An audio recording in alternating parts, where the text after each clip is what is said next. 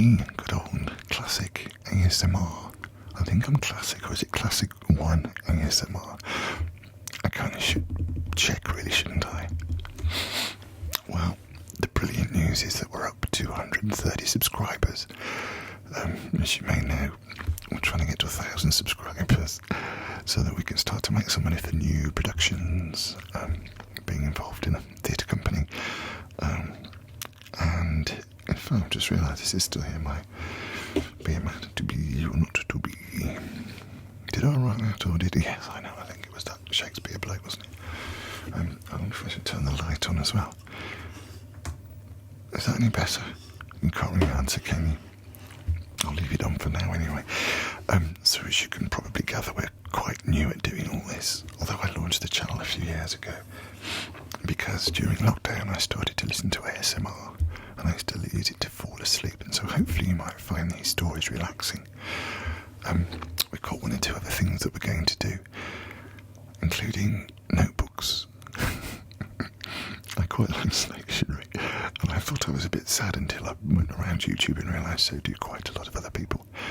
I've actually got a smart writing set, in that I'm trying to write longhand again, but I don't particularly want to go through the process of having to retype it. So I found a system that digitises your handwriting. So we'll have a look at that maybe next week or the week after. And also I think I mentioned a friend of mine who has a son who's already been in feature films and things, but he's having to audition again for drama school as an adult. And she wanted me to suggest some Shakespeare audition speeches. Excuse me, still sniffling a bit. So I think we might go through that as well in the next week or so. Anyway, let me know what you think about all this in the comments. And I have to say, being quite new to YouTube, I know everyone tells you that there are horrible, terrible people on the internet, and I'm sure there are, but I've been really impressed with some of the lovely comments that you've left, and if you have, thank you very much. It's taken me somewhat by surprise, really. I don't know why I didn't expect there to be a community so supportive. But thank you anyway, it's rather lovely, and you can see some of them below. And if you've not subscribed yet, then please do so, because I think that's the ambition. I've also been talking about the idea of making some audio drama, and if we can reach our target, it might be nice to do something specifically, create something for YouTube. But that is in the future, as they say. So we're coming back on. It's not Christmas, although of course it might be, depending on when you're watching this. I was quite flattered a couple of weeks ago. I met actually an ex-girlfriend's father, an ex-girlfriend and her father. We all went out together because there's no animosity.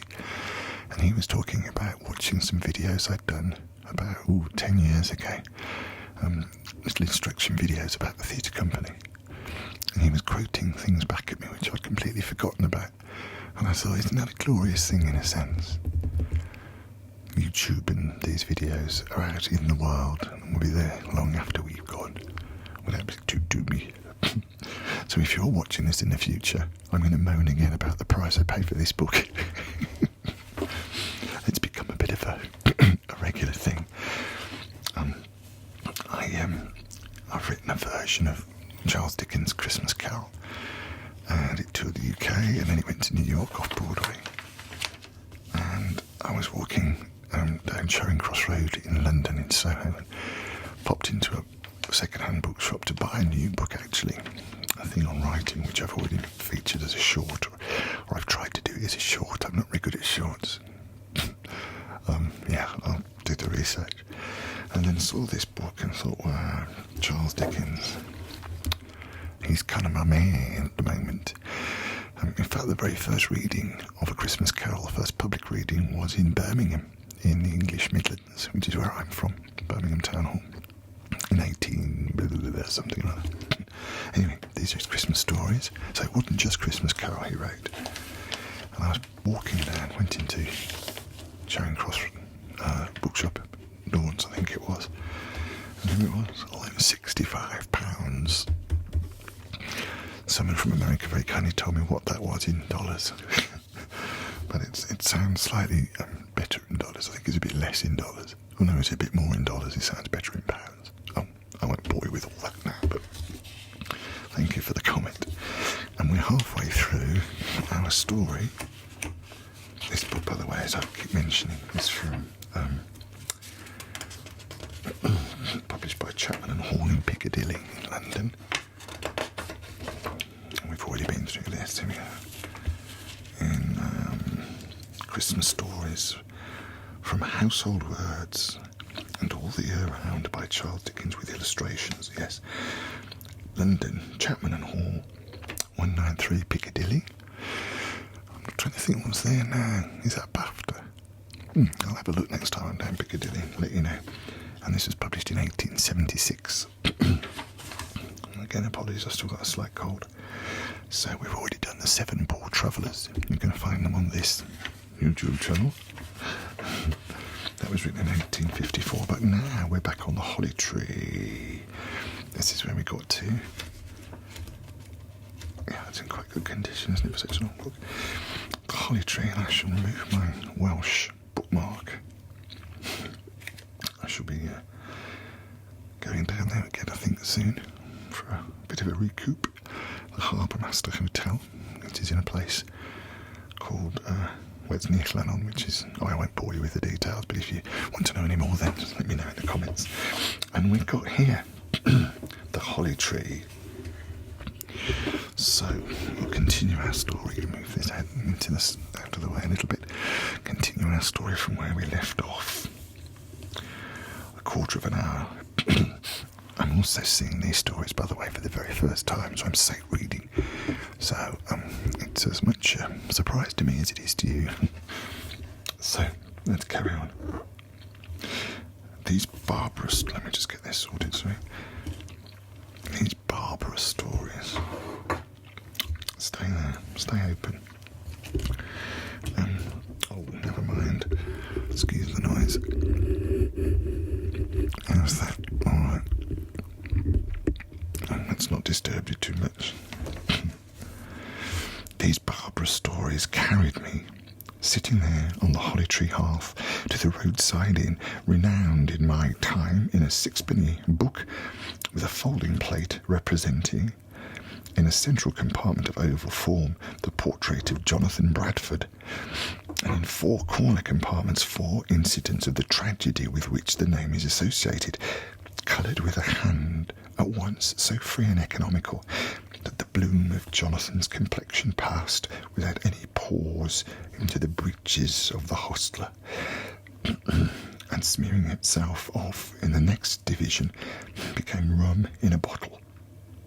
Then I remembered how the landlord was found at the murdered traveller's bedside, with his own knife at his feet and blood upon his hand, how he was hanged for the murder, notwithstanding his protestation that he had indeed come there to kill the traveller for his saddlebags, but had been stricken motionless on finding him already slain, and how the hostler, years afterwards, owned the deed. By this time I'd made myself quite uncomfortable. I stirred the fire and stood with my back to it as long as I could bear the heat, looking up at the darkness beyond the screen and at the wormy curtains creeping in and creeping out like the worms in the ballad of Alonso the Brave and the Fair Imogene. There was an inn in the cathedral town where I went to school, and which had pleasanter recollections about it than any of these. I took it next. It was the inn where friends used to put up and where we used to go and see parents and to have salmon and fowls and be tipped. It had an ecclesiastical sign, the mitre, and a bar that seemed to be the next best thing to a bishopric. It was so smug. I loved the landlord's youngest daughter to distraction, but let that pass. It was in this inn that I was cried over by my rosy little sister because I'd acquired a black eye in a fight. And though she had been that holly tree night for many a long year, where all tears are dried. The mitre softened me yet. To be continued tomorrow, said I, when I took my candle to go to bed. But my bed took it upon itself to continue the train of thought that night. It carried me away, like the enchanted carpet, to a distant place, though still in England, and there alighting from a stagecoach at yet another inn in the snow, as I had actually done some years before, I repeated in my sleep a curious experience that I had really had there. More than a year before I made the journey, in the course of which I put up at the inn, I had lost a very near and dear friend by death. Every night since, at home or away from home, I had dreamed of that friend. Sometimes as still living, sometimes as returning from the world of shadows to comfort me, always as being beautiful, placid and happy, never in association with any approach to fear or distress. It was at a lonely inn, in a wide moorland place, that I halted to pass the night. When I had looked from my bedroom window over the waste of snow on which the moon was shining, I sat down by my fire to write a letter. I had always, until that hour, kept it within my own breast, that I dreamed every night of the dear lost one. But in the letter I wrote, I recorded the circumstance and added that I felt very much interested in proving whether the subject of my dream would still be faithful to me, travel-tired and in that remote place. No, I lost the beloved figure of my vision in parting with the secret. My sleep has never looked upon it since, in 16 years, but once. I was in Italy and awoke, or seemed to awake, the well-remembered voice distinctly in my ears, conversing with it. I entreated it as it rose above my bed and soared up into the vaulted roof of the old room to answer me a question I had asked touching the future life. My hands were still outstretched towards it as it vanished, when I heard a bell ringing by the garden wall, and a voice in the deep stillness of the night calling on all good Christians to pray for the souls of the dead, it being All Souls' Eve. To return to the holly tree. When I awoke next day, it was freezing hard, and the lowering sky threatened more snow. My breakfast cleared away, I drew my chair into its former place, and, with the fire getting so much the better of the landscape that I sat in twilight, resumed my inn remembrances. It was a good inn down in Wiltshire, where I put up once in the days of the hard Wiltshire ale, and before all beer was bitterness. It was on the skirts of Salisbury Plains, and the midnight wind that rattled my lattice window came moaning at me from Stonehenge. There was a hanger-on at that establishment, a supernaturally preserved druid I believed him to have been, and to be still, with long white hair and a flinty blue eye always looking afar off, who claimed to have been a shepherd, and who seemed to be ever watching for the reappearance on the verge of the horizon of some ghostly flock of sheep that had been mutton for many ages. He was a man with a weird belief in him that no one could count the stones of Stonehenge twice and make the same number of them. Likewise, that anyone who counted them 3 times, 9 times, and then stood in the centre and said, "I dare," would behold a tremendous apparition and be stricken dead. He pretended to have seen a bustard. I suspect him to have been familiar with the dodo in manner following. He was out upon the plain at the close of a late autumn day, when he dimly discerned going on before him at a curiously fitfully bounding pace what he had first supposed to be a gig umbrella that had been blown from some conveyance, but what he presently believed to be a lean dwarf man upon a little pony.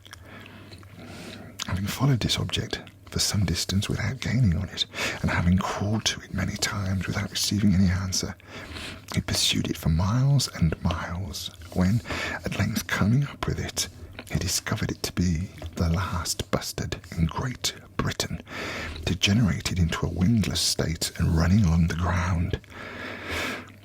Resolved to capture him or perish in the attempt, he closed with the bustard, but the bustard, who had formed a counter-resolution that he should do neither, threw him, stunned him, and was last seen making off due west. This weird man, at that stage of metempsychosis, may have been a sleepwalker or an enthusiast or a robber, but I awoke one night to find him in the dark at my bedside, repeating the Athanasian Creed in a terrific voice. I paid my bill the next day and retired from the country with all possible participation. That was not a commonplace story which worked itself out at a little inn in Switzerland while I was staying there. It was a very homely place in a village of one narrow zigzag street among mountains, and you went in at the main door, through the cowhouse, and among the mules and the dogs and the fowls, before ascending a great bare staircase to the rooms, which were all of unpainted wood, without plastering or papering, like rough packing cases. Outside there was nothing but the straggling street, a little toy church with a copper-coloured steeple, a pine forest, a torrent of mists and mountainsides.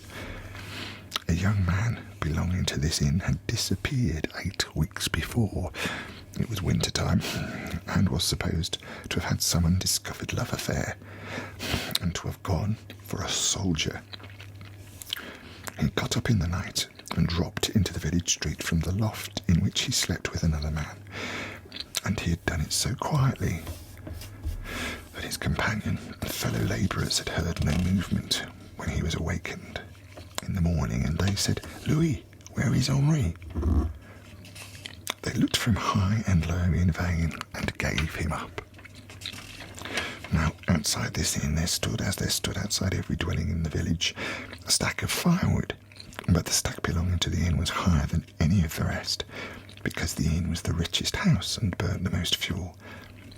It began to be noticed while they were looking high and low that a bantam cock, part of the livestock of the inn, put himself wonderfully out of his way to get to the top of this wood stack.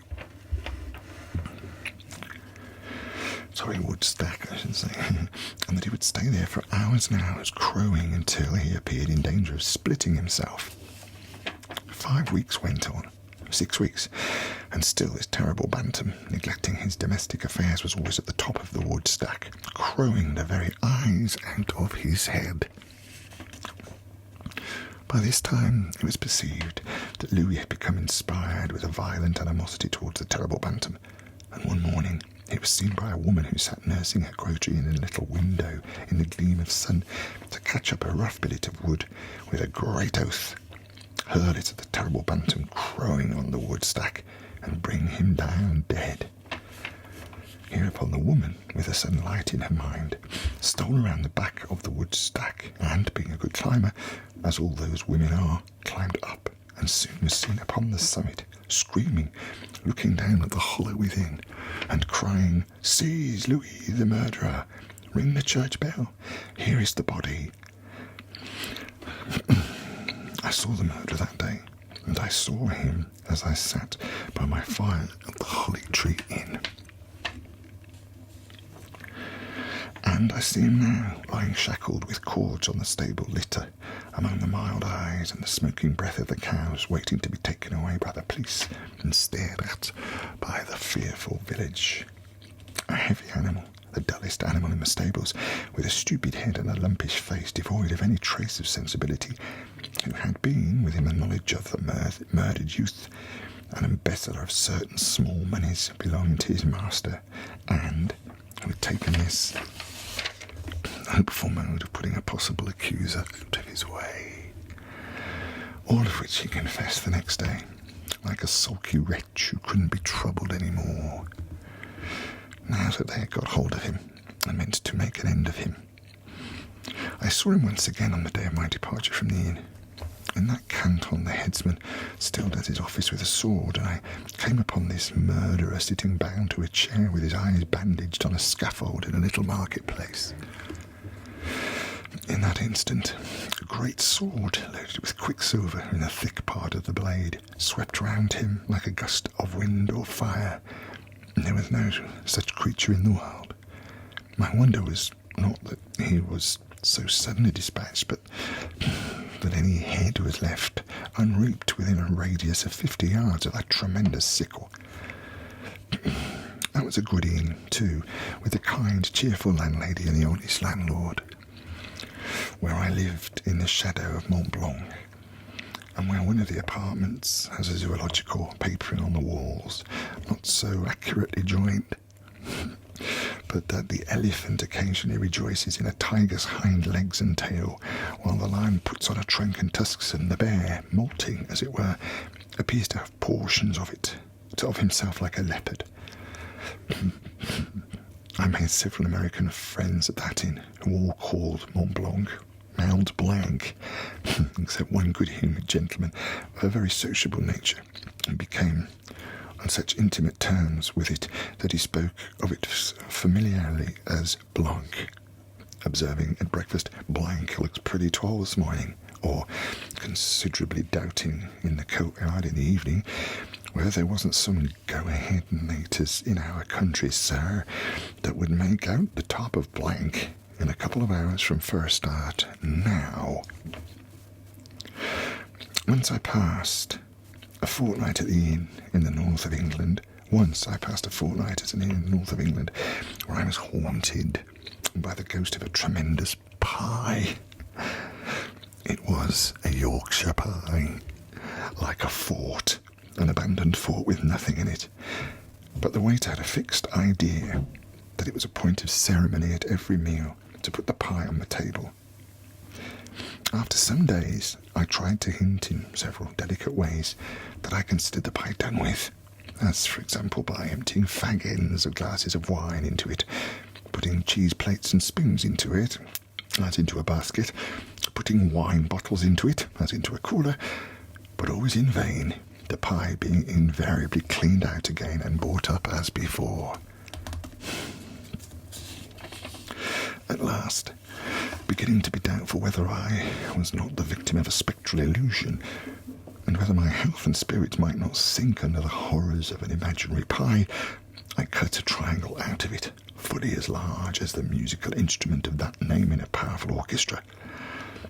Human provision could not have foreseen the result, but the waiter mended the pie.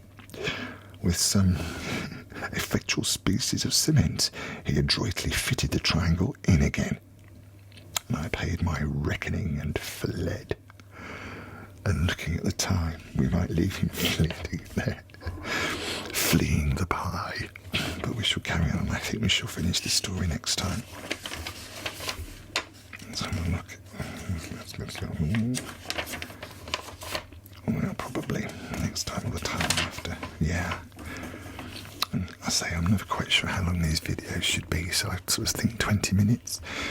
And hopefully you've fallen asleep by now and you can't hear me anymore. Or perhaps it's the next morning and you just picked up a pen. That was a present actually from some actors. Made of wood, I think, or bamboo.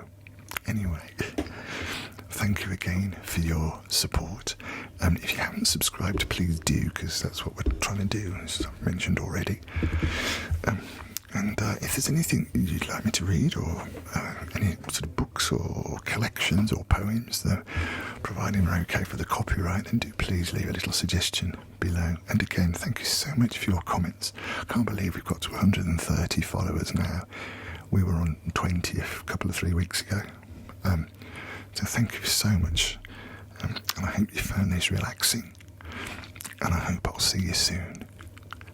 And as we always finish with a Charles Dickens quote, even though it might not be Christmas, bless us all, everyone. Thanks.